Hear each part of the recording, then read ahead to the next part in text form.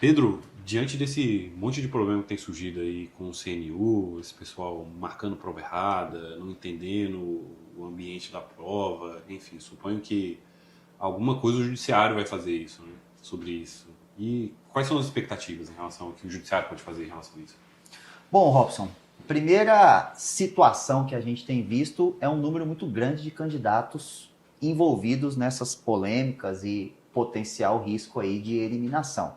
Não é uma situação isolada, nós temos aí milhares de candidatos envolvidos, o que inclusive nos traz essa ideia de que houve um erro sistêmico, seja com base nas orientações do caderno de prova, do caderno de resposta, seja a preparação dos fiscais. São vários os relatos que a gente tem observado de fiscais que não sabiam responder o que fazer, o que os candidatos fariam. A gente tem muitos relatos de uma situação, de uma orientação na prova da manhã e outra orientação na prova da tarde. São gravações, são vídeos e propriamente relatos de candidatos. Então a gente tem uma situação sistemática. A primeira situação que a gente tem observado, e acho que é um ponto bem importante nesse momento, é a busca do Ministério Público. Nós temos aí milhares de candidatos que já fizeram denúncias perante o Ministério Público para que a gente tenha um critério isonômico analisado. Pensando no judiciário, caso essa situação não se resolva a partir de uma atuação do Ministério Público Federal, a partir de uma eventual recomendação do Ministério Público para a banca, a gente vê um cenário onde o judiciário vai precisar analisar essa situação baseado nos princípios constitucionais. Isonomia, razoabilidade, proporcionalidade.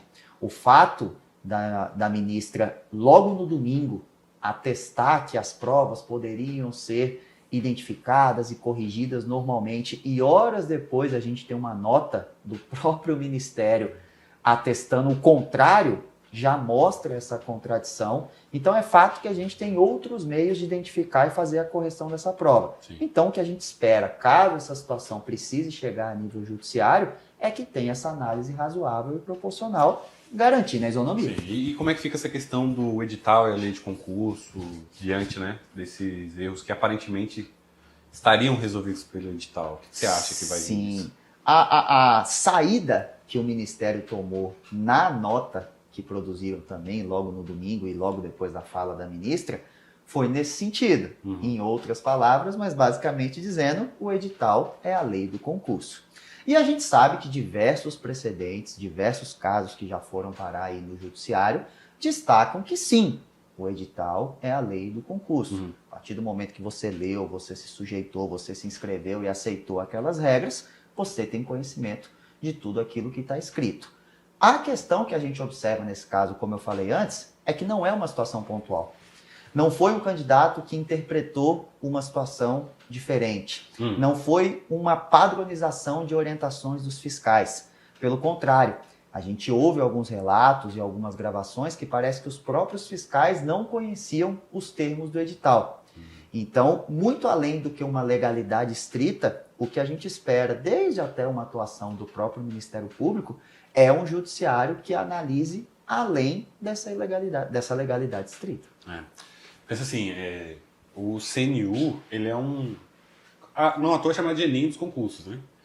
E houve um problema ali em conhecer uma questão de regionalidade, né? Aliás, Brasil profundo, eu acho que essa é a maior discussão. Porque é o seguinte, normalmente o pessoal vai anunciar esses concursos, salários de até, aí vamos pegar os salários mais altos, lá, né? Enfim, próximos ao teto.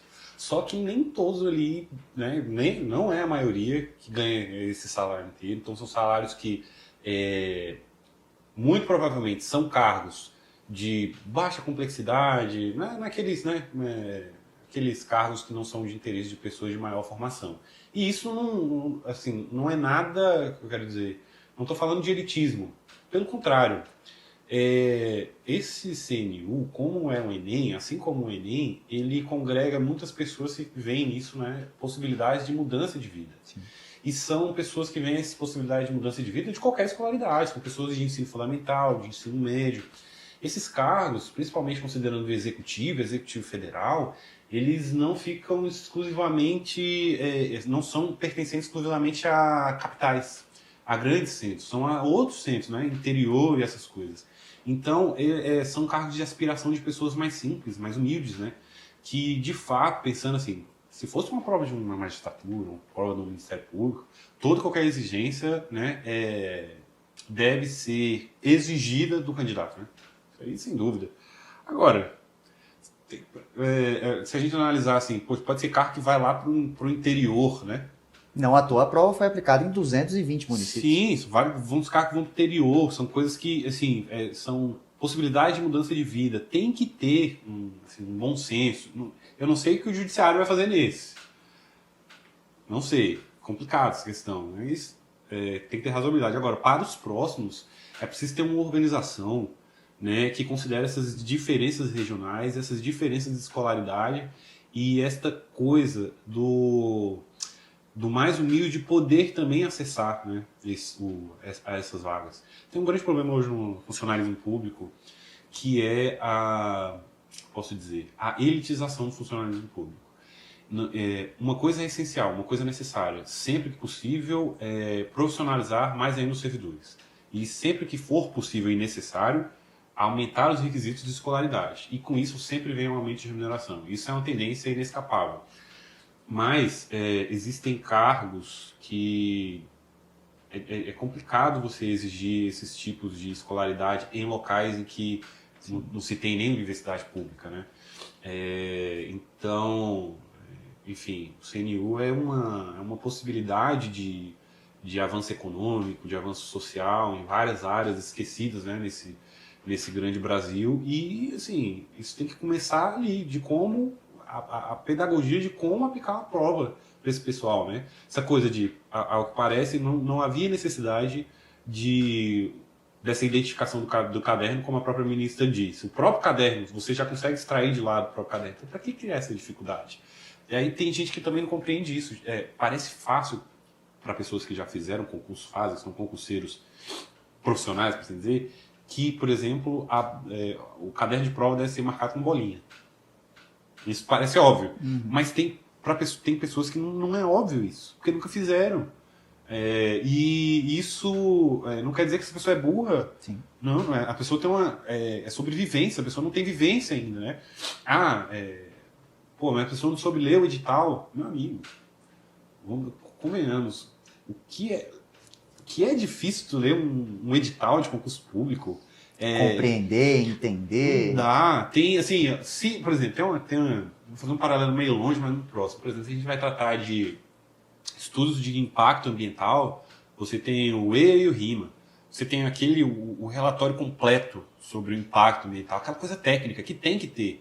Mas para a população, tem que sair um relatório simplificado, né, para que o máximo da população, e aí a gente não está dizendo só a pessoa que é mal alfabetizada. Tem gente que acabou de sair com 18 anos né, do ensino médio, ele pode até aprender, né, ler e tal, mas não tem conhecimento de vida ainda. Então tu tem que simplificar pensando em toda a população, né? Então, regiões, situações de população. Quantos idosos não foram fazer esse concurso aí?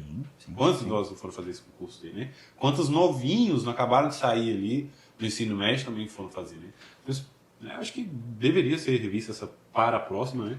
Vamos ver aí o que o judiciário vai fazer, mas é complicado, porque tem esse pensamento retrógrado, antigo, né, dessa legalidade estrita e tal. O Ministério Público Federal tem aí, né, uma boa ferramenta na mão e tal, para ver o que fazer, mas, enfim, te perguntar sobre o que o judiciário vai fazer também é complicado, porque, né, a gente não pode adiantar, mas, assim, na sua experiência, tu acha que nessas condições a pessoa for reclamar sobre ausência de orientação do fiscal, ausência de desnecessidade de cadernos de prova, acho que isso vai ganhar procedência mesmo, assim, na sua experiência? Eu entendo que a gente tem uma razoabilidade muito grande, Robson, porque se formos parar para pensar sobre esse acesso à prova, como você falou, sobre esse efetivo acesso a um concurso que, em tese, deveria ser democrático, sim, a gente viu princípios constitucionais básicos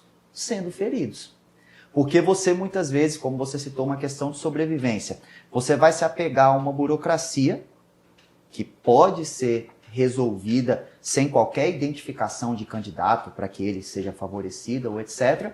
E a partir dessa burocracia você pode impedir o acesso a um cargo público de alguém que buscou a capacitação diante de um cenário que muitas das vezes não era favorável para ela, uma pessoa que se sobressaiu à imensa maioria da média da população, e uma burocracia pode impedir o acesso a ela.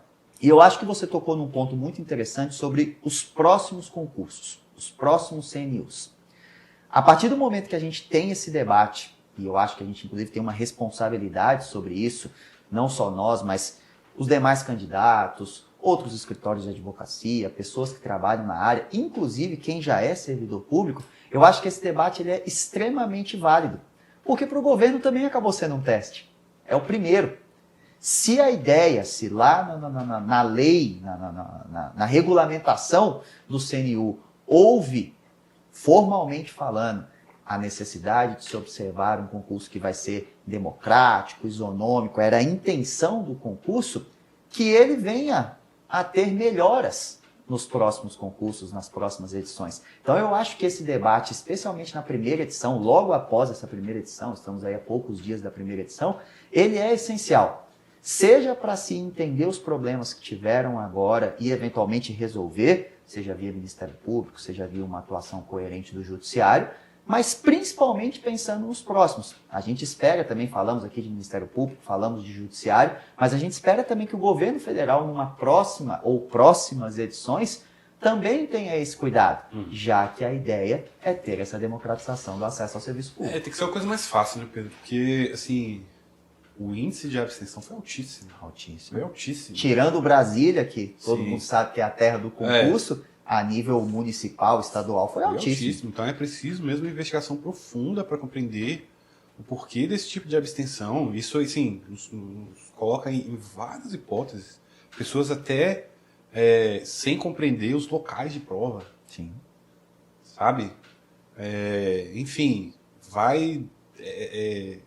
do início... se o governo pensou apenas na hora de preencher o caderno. Esse é o fato. Sim, sim, com certeza. Agora, se é uma política pública mesmo, como você colocou bem, é uma questão de um concurso que tem que ser democrático, tem que se pensar desde a inscrição dessa pessoa, o transporte dessa pessoa, né? Enfim, é muito complexo.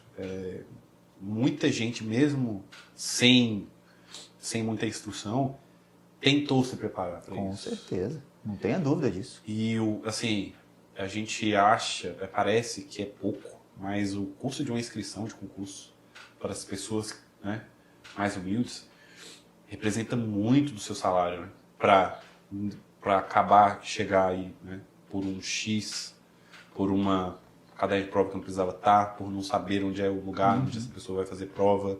E a falta de empatia desse pessoal na hora de passar as instruções. Sim. Eu não vou dizer só falta de empatia, Pedro, também, né? Aí a gente vai colocar a culpa nos fiscais. Na verdade, não sei se esses fiscais foram instruídos também. Essa é a grande dúvida. Ao que tudo indica, não. É preciso ter... Pensando neste concurso, é preciso ter uma preparação dos fiscais. Normalmente é essa coisa, né? Você vai pegar o fiscal ou... Eu pego um estagiário, um estudante, um aluno, qualquer um. Sim,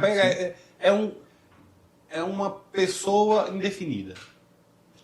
Que vem funcionando. Aí vem funcionando para essas coisas que a gente já tem expertise. As pessoas vão fazer, já tem expertise. Vestibular, são pessoas que estão preparadas para isso. Concurso de carreira de elite, são pessoas que estão preparadas para isso. Dispensa, né, essa necessidade do fiscal. Agora, não se pensou nisso, né? Essas pessoas que definitivamente precisariam do fiscal de prova.